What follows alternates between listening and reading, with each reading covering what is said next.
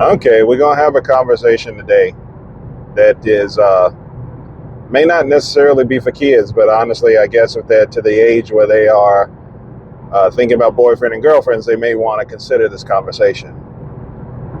I want to talk about pair bonding, people who pair bond with demons. Um, I may be using the word wrong, pair bonding, but giving your sexual energy to a demon or reciprocating sexual energy from a demon, male and female, and expecting to go about your life being happy every time that you lay down with an individual. And when I say lay down, I mean, intercourse. Every single time that you do that, you and that person bond together. If you are out having random sex with random people, you are bonding with random people. A part of your soul, a piece of your soul, is now a part of theirs. And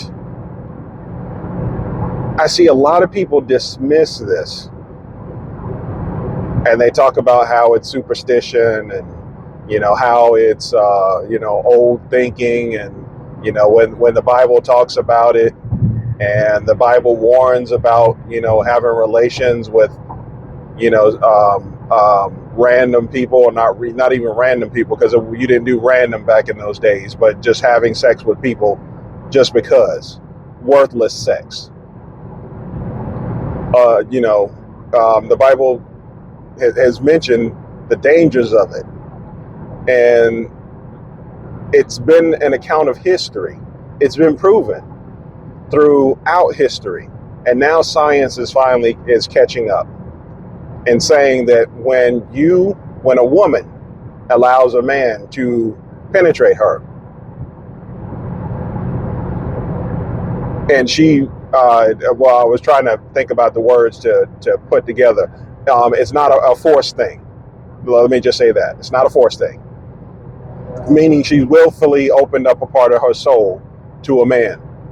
When a man willfully opens up a part of his soul to penetrate a woman, again, I ain't talking about force. None of this has to do anything with force. None of this has anything to do with trauma. None of this has to do with anything that's unwanted. I'm talking about when people are wanting to have this happen, when people are desiring for this to happen. When you desire something, you open yourself up to its full possibilities. When you open yourself up to its full possibilities, you open yourself up to everything. And if you are out here having sex with random people, if you are opening your desires up to random people, you're going to catch a lot of demons. And by catching demons, I mean you are in part bonding your soul, parts of your soul, to other people, some of which you may not even know fully. You don't know if that person goes home and goes to a room that's been sealed off, with markers and stuff like that to keep the demons inside. You don't know if they where their prayer at night is not to God but to some unrighteous, unworthy, demonic entity. But yet you open your legs and you let somebody in, or you see a pair of open legs and you go in. You just don't know the dangers that you are opening yourself up. There's a reason that God has told man and woman to bond with one another for the sake of pairing with one another to create a child and create a family, to create generations, to be with one another, to basically get married. And it is because when a man and a woman join souls, their souls become one, and then they can take on the world to actually truly live in God's design. But for those that are out here randomly taking random parts of people's souls inside of them, they are a mishmash. I'm sorry, we went by a truck.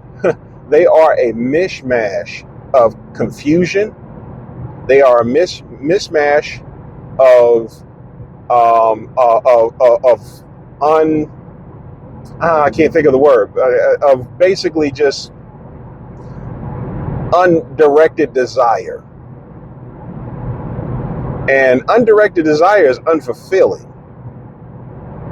It's no different than a person that is just randomly masturbating just because it's Saturday or it's Tuesday or, they got ice cream the other day. What is the point? It's like watching porn. What is the point?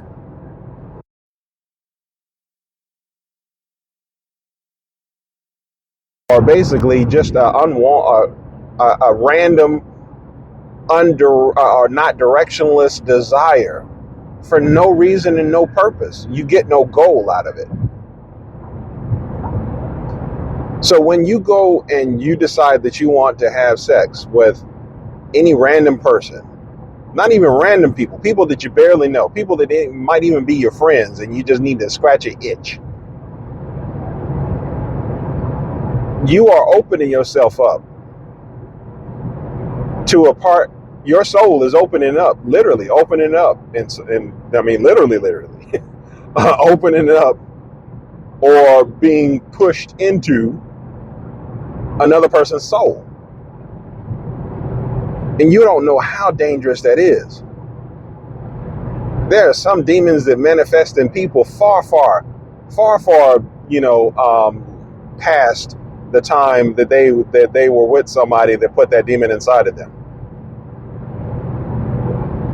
They'll wonder why their life is not going right, and it'll be because inside of their soul is a part of a demon that they got from some random sexual encounter, or a sexual encounter with a person they know they should have never been with. God tells you to protect your temple, protect your body. Your body is the housing of your soul.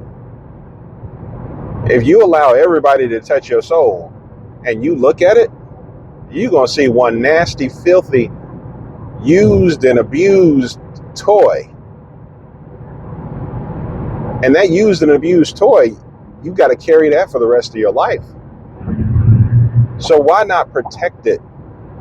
Why not safeguard it? Why not think of it highly enough to keep it out of harm's way, and only bond that soul with someone who's truly proven worthy?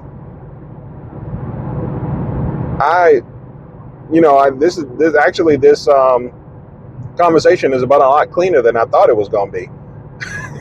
So I guess it can be for the kids.